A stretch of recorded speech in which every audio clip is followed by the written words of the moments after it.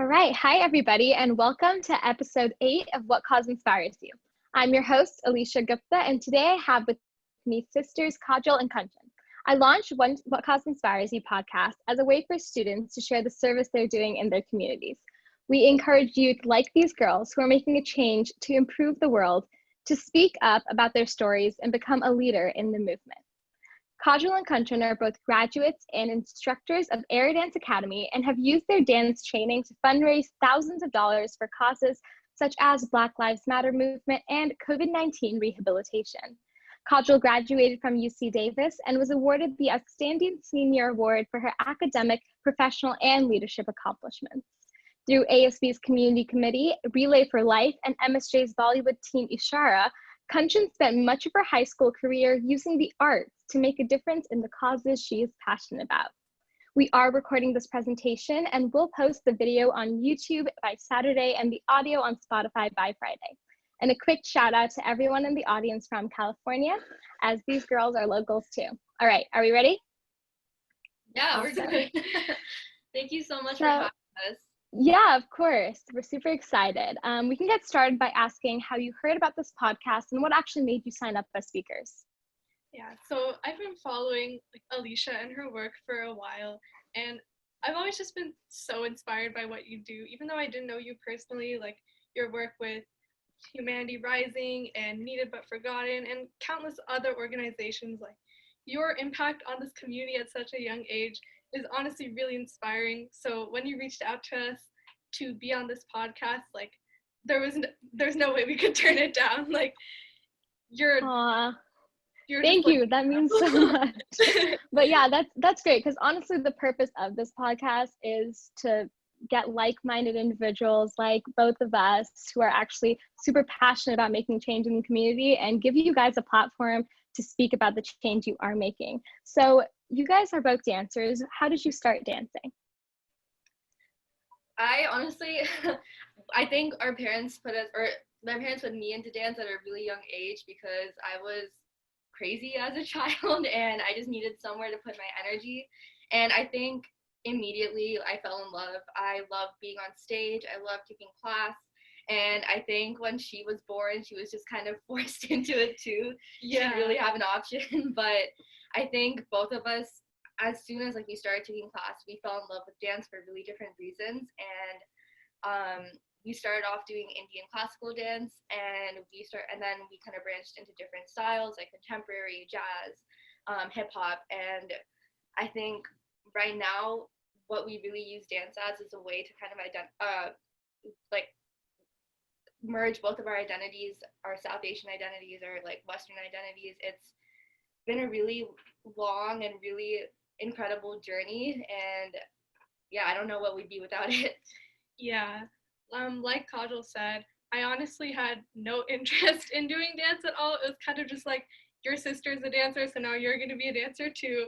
I hated my first class. I came out of it crying because I was I don't want to do this as a 5-year-old. And honestly, for a long time, dance was just a hobby. But I think it was when I entered high school that I really started finding a connection in dance. And as we went to a really competitive high school and the stress levels got really high, so at times that I felt super overwhelmed, I could just turn to dance. And all of a sudden, as cliche as it may sound, all of my stress kind of just disappeared. I could just choreograph or just learn a random piece from YouTube that I liked, and I just felt so in my element. And when I started leading homecoming air bands and our Bollywood team, I just knew that this was something I wanted to do for the rest of my life. Awesome. And I think my brother can definitely relate with the fact that once I started dancing, he was kind of roped into it. But on a more serious note, yeah, I think the merging of the identities is definitely a big part, and dance has clearly shaped both your high school and, for Kajal, your college experience. So how in specific has your dance studio shaped your dance journey and inspired you to make an impact with this cause? Yeah, so we grew up at Aerodance Academy, which is located in Fremont, and in Newark. Sorry.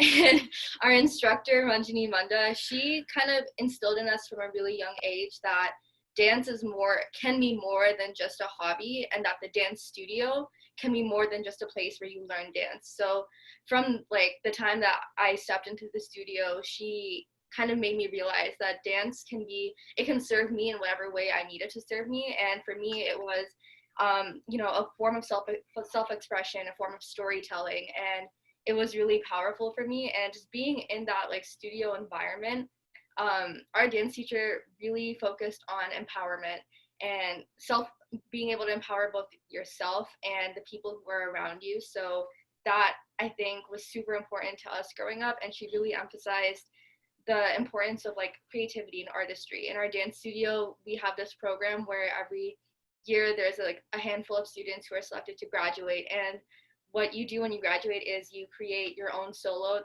choreography that expresses who you are as a dancer. So she really emphasized artistry and being able to, I guess, find your voice as not only a choreographer and a dancer, but like as a person through the art of dance. So she had, and just being in her studio, being in that environment she created, had a really powerful impact on the way we see dance today. So we're super grateful to have grown up in that kind of studio environment. Yeah, definitely. And especially for me, I've always been very timid and awkward and kind of just always afraid to step out and make my voice heard. So growing up in an environment like that where empowerment and humility and helping others were so instilled in us, it really helped me bring out my confidence in some ways. Like people always say like, oh, like when I'm dancing, I find myself. And I used to think that was the cheesiest thing in the world, but I used to say that to her and she was like, whatever. But honestly, I found through my experiences that it's so, so true. Like it has really enabled me to be a leader in ways that I never thought I was capable of. And I'm so grateful to Ranjani Auntie for helping me find that inside of me.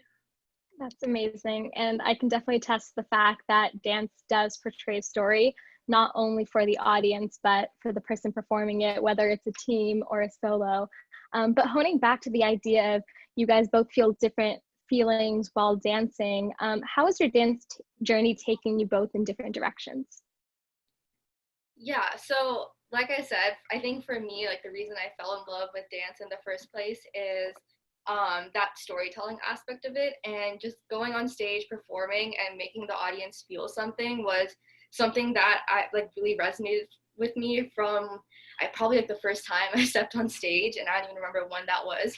But being able to express yourselves in ways that maybe words like can't, that was one of the most important it was one of the most important things that dance gave me growing up, and it was something that I wanted to continue to do in the ways that I pursued dance in college. So I was one of the captains of my college dance team, UC Davis Ishaara, and I think being on that dance team, it was such an incredible opportunity to tell stories on this really large platform, because I grew up like watching Bollywood Berkeley and watching all of these competitions that are part of that college circuit. So I knew the impact that the people on that team and those teams had on so many people at such a young age. So I really wanted to use that platform to continue to tell stories. So when I was captain of that team, we performed about the dangers of drinking and driving, social anxiety, and how, in this like super fast-paced world, it's really hard to just take a minute to step back and breathe. So I think being able to tell stories on that kind of platform was so rewarding. And being on a competition team, we tend to fixate on like the awards, but I think one of the biggest things for me was always after we performed, that if people telling us like, like your performance, like it touched me, like I felt something. That was, I think, one of the most special feelings like in the world, and I'm so grateful that I had that opportunity. And other than that, when I was in college, I double majored in dance. So I got to really look at the value of a dance education and how, it shapes you as a person, because there's something so special about being in like a dance studio environment and working with people in these kind of, I guess, unorthodox ways that you wouldn't work with them, say, like in a regular classroom setup. So one of the things that I really got to focus on as a dance major was the concept of embodied practice. And that's basically saying that when you're working in a dance studio, when you're in this like really chaotic environment, these kind of abstract concepts like collaboration and spatial relations, they suddenly become like tangible and concrete. So that was something super interesting. And I think moving forward, I really want to continue to like merge those two things to, I guess, continue to explore, to continue to tell my stories and create spaces where people can also like tell their stories and be vulnerable. I started creating like my own dance pieces like on YouTube. And the first piece that I created was also about, you know, a story that was pretty personal to me and something that I kind of struggled to verbalize for a really long time in my life. So being able to have dance as a platform to do that was, you know, I'm always going to be so grateful for that. And I just want to continue to explore that as, you know, now that I'm done with college, I don't know how exactly I'm going to pursue dance, but I think that storytelling aspect has stuck with me and I want to see where that takes me. Yeah, Kanchan, what about you? Yeah, so for me, since I'm not in college yet, so I haven't had as big of a platform to explore my dancing, but even in high school, it's been so touching to, like I said, be able to lead in ways that I didn't think possible. Like at Aerodance, I've taught like all ages from toddlers to teenagers, and as part of my graduation curriculum, I taught a group of 20 teenagers, and this was honestly like extremely intimidating, teaching people who are basically my age and kind of having like a sense of authority over them. Like as a really shy person, I was like, wow, like how am I going to get them to listen to me? But as I thought back to my years of dance training, like I realized that me and our teacher, Ranjini Auntie, like we have such a genuine connection because of the morals that she instilled in us and kind of just that really empathetic and empowering student-teacher relationship. So I kind of started trying to implement that as I taught the teenagers. Like I would not only teach them the movements, but also maybe like insert a few stories a few stories once in a while about maybe how dance helped me combat my like self-esteem issues. And the more I verbalized my passion for dance, the more it was reciprocated. And that was very heartwarming to see because like it's just, dance is such a beautiful way to see the impact of your actions like tangibly there. Like when you see that finished product on stage, like not much else parallels like the satisfaction that you feel. So yeah, I'm really thankful dance has given me that. Yeah, and I think empathy plays a really big part of this too, because you're connecting with your students and they're connecting with the audience, and you're all able to tell this one story together. So whether it's storytelling for Kajal or for Kanchan, and both of you guys being leaders in your dance places, what inspired you to start hosting these workshops together?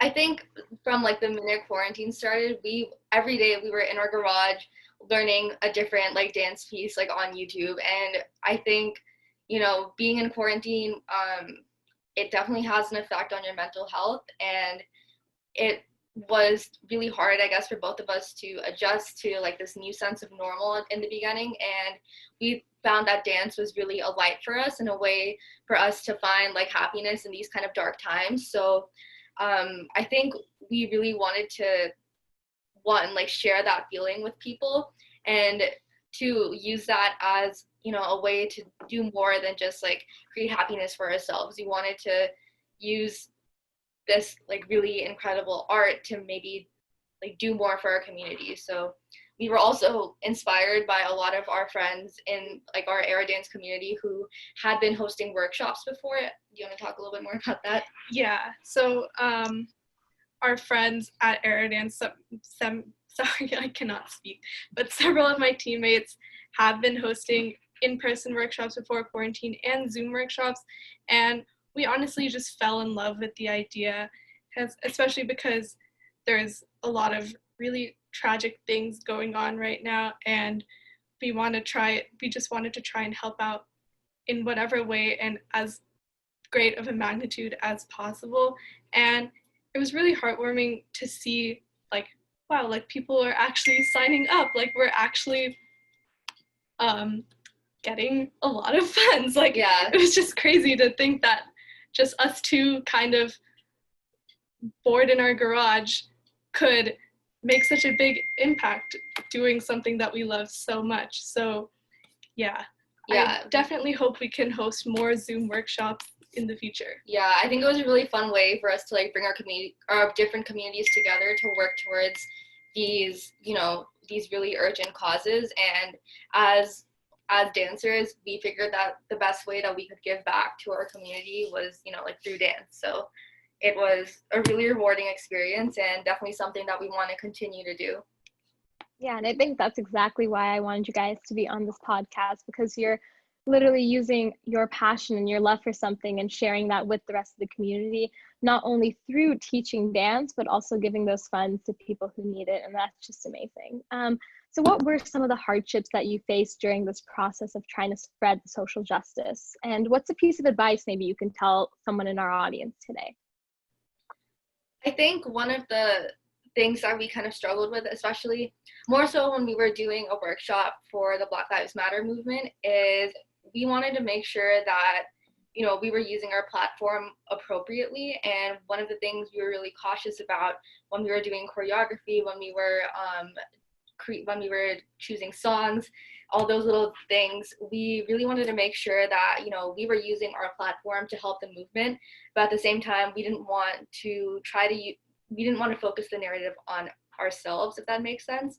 So we made the decision to, not do a piece that was about the Black Lives Matter movement, because it's not our story to tell, but rather as dancers, just try to use our platform to try to bring a little bit of happiness during this kind of dark time, and just do the most that we can to create like that kind of tangible change. So that was, I guess, when you're doing these charity workshops, especially for movements like the Black Lives Matter movement, it's really important to make sure that you're being respectful to the movement and you're not focusing on like yourself. And yeah, that was something that was a little bit difficult to navigate. Right. And in any form of activism, it's definitely a matter of just constantly educating yourself and constantly expanding your mindset.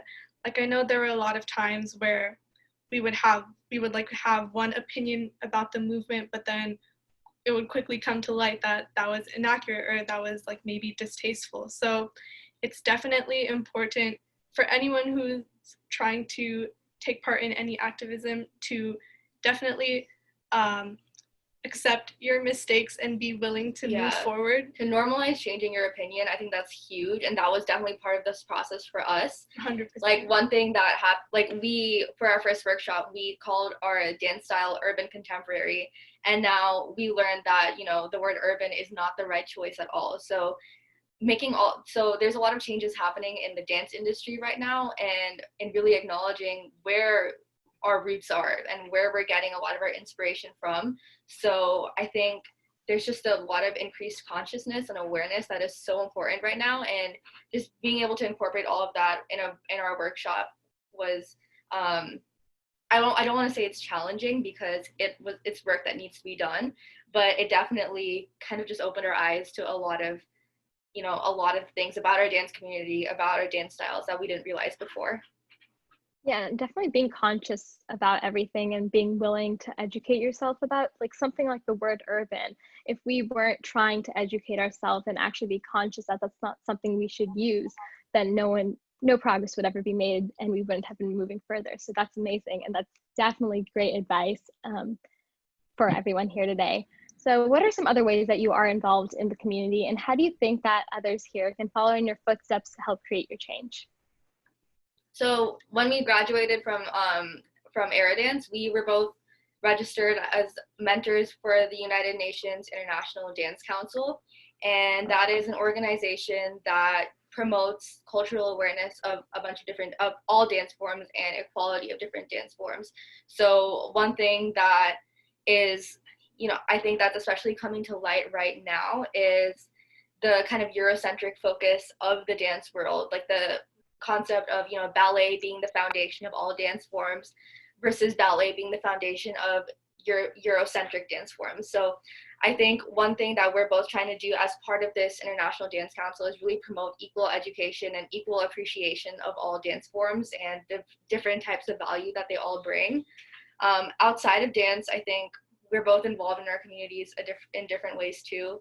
Yeah, so at my high school mission, I was the head of the community service committee within the leadership class, and this gave me like a really huge platform to contribute to various organizations, like whether holding blood drives, canned food drives.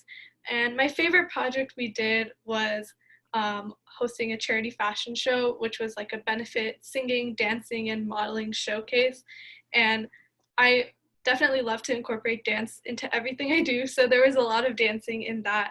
And that was around the time of the Australia bushfires, and we were able to raise over $2,000 for that while doing something we genuinely loved.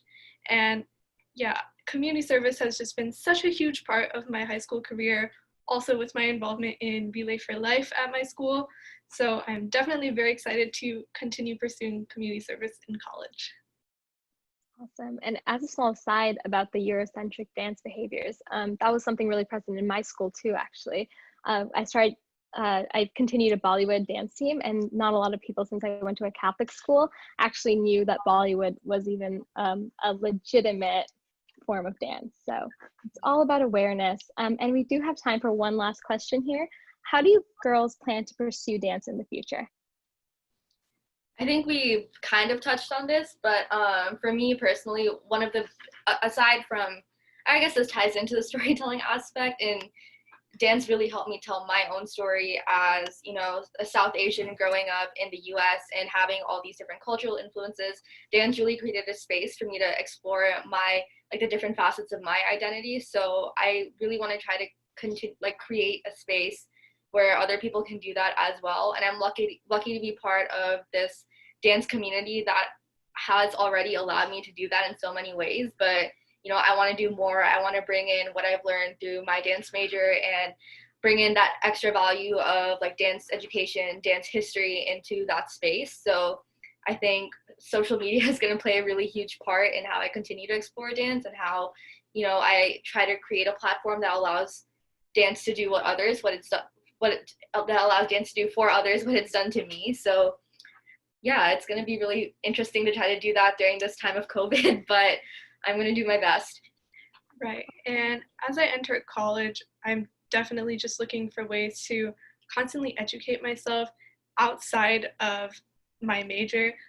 As a brown student in the Bay Area, it's very easy to just kind of try to take all the STEM courses and finish as fast as possible and get into the career world as quickly as possible. But I definitely want to use college to explore and take classes to further educate myself, not only about my major, but about social issues, perhaps a class about Black culture, about dance history. There's so many different areas that I want to explore outside of my major, and I'm very lucky to have college as such an easy way to do that. So I'm definitely looking forward to that, and definitely continuing dance through hopefully my college's dance team and maybe some independent projects as well. This is awesome, and definitely keep all of us posted with any projects or workshops and webinars that you have. I will be attaching both of the girls' emails in the chat in case anyone has further inquiries, but thank you girls so much for talking with us today. Thank you for having us. This platform is so incredible, and we enjoyed being here. Thank you for doing this. Of course, guys. And I will be posting my email address in the chat if anyone has questions about What Cause Inspires You podcast series, as well as posting the application form to be a speaker. We love hearing about all the actions that youth are taking. And be sure to also follow our Instagram and Facebook pages to stay updated on any scholarship opportunities, future podcasts, and events. as well as we will be posting any resources from all of our previous speakers that they might have for any audiences. And speaking of future podcasts, next week on Wednesday, July 22nd 15th at the same time, I'll be on with Crystal Chen while she discusses her organization, Space for Us. Awesome. Thank you so much, girls. This was amazing. And thank you for everyone watching. We hope to see you again in next week's podcast. Thank you. Thank you.